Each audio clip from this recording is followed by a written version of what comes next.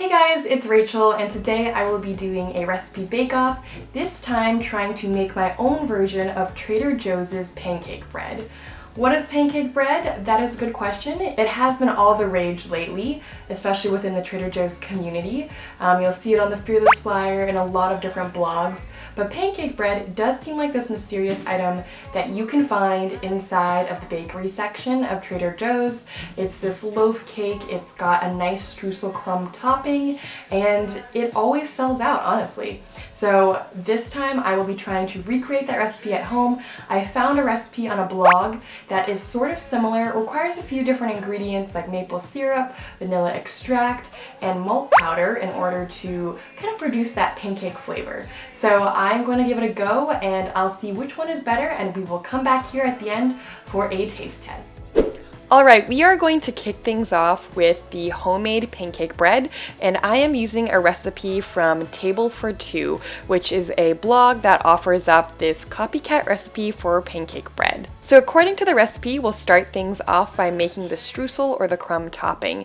It's pretty simple. All you need to do is combine several ingredients, including sugar, dark brown sugar, cinnamon, some melted butter, flour, and a pinch of salt. And we'll just whisk those ingredients together until clumps form, and then you can set that aside. Now we'll move on to the actual cake portion of this recipe, and in order to do so, we are going to combine our dry ingredients. So this includes flour, baking soda, baking powder, salt, and malted milk powder, which is what I'm showing on screen.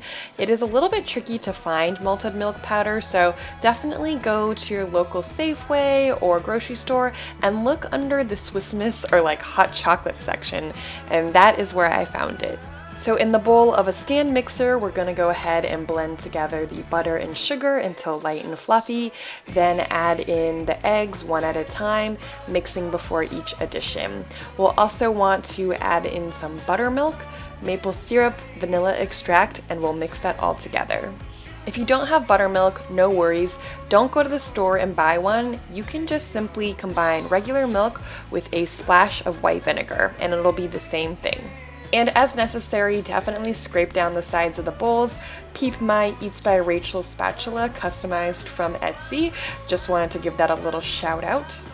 Then we'll go ahead and slowly add in the dry ingredients until everything starts to come together. You don't want to overmix this batter, so as soon as everything is combined, you can stop mixing.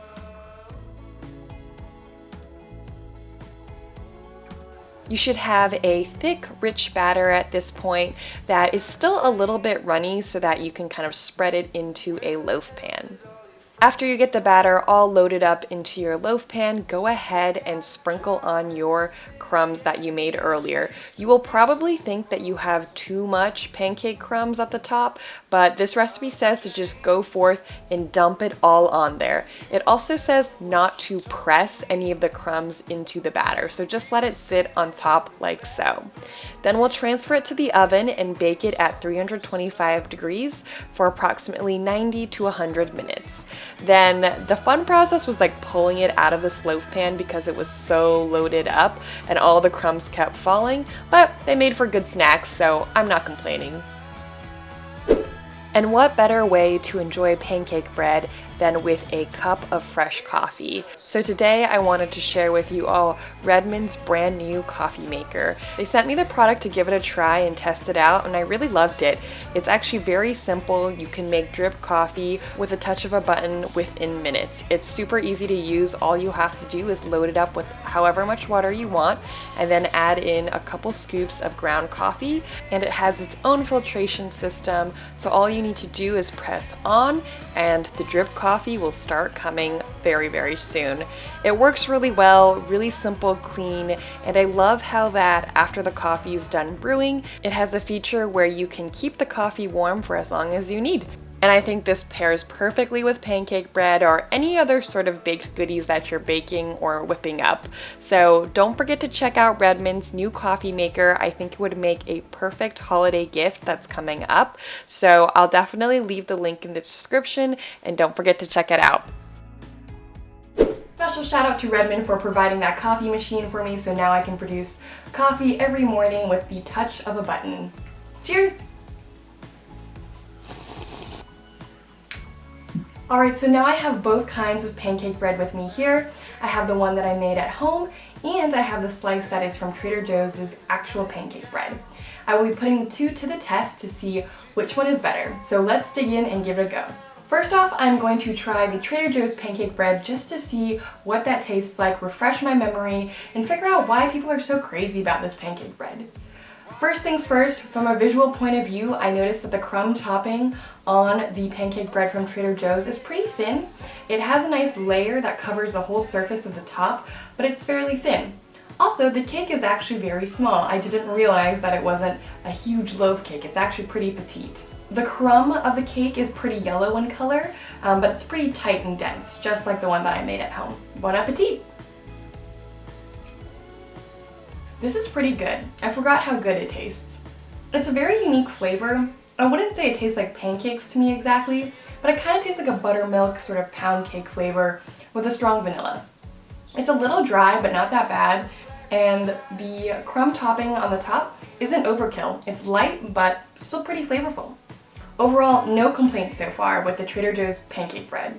I'm gonna take a quick coffee break just to cleanse my palate and make sure I'm ready for slice number 2. Good stuff, man. Alrighty, I'm here with the homemade slice of pancake bread. I got this off of a blog, like I mentioned before, which I will link in the description box down below. I will say visually, it's very, very different looking because the loaf size is way more massive. The crumb topping, there is just so much more streusel on this homemade recipe. And the cake coloring is a little bit more orange and less yellow. So let's see which one is better. Look how thick this is in comparison. I am quite astonished. It's very different.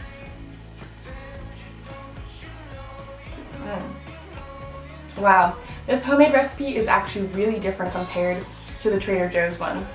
I feel like this has a lot more flavor because the streusel on the outside is just really thick. It adds that textural crunch when you bite into it.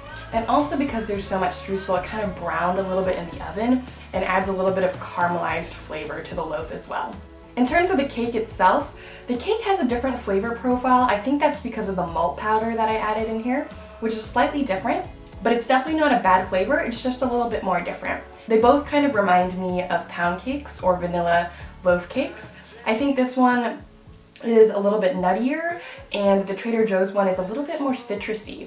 But honestly, I'm just really kind of being nitpicky here. They are both really good and they both taste great but have slightly different flavor profiles. So now the real question is which one is better. And that's always a tough decision, but I will say that I really do like the homemade one better, but only by a little bit.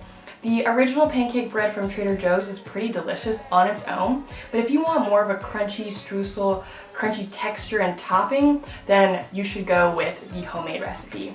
But overall, they are both really close, and this was a narrow one, guys. I honestly think you can't go wrong either way. So whether you choose to make your own pancake bread or you just go to the store and buy a loaf, you will be in good hands, you will be eating well, and this pairs perfectly with some Redmond coffee. So don't forget that as well, and I will also leave the link to that Redmond coffee machine in our description box. So thanks everyone for watching. I hope you guys enjoyed this video, and if you want more videos like this one, definitely leave it down in the comment section below. Let me know what you want to see next. Alright, thanks guys! See you next week.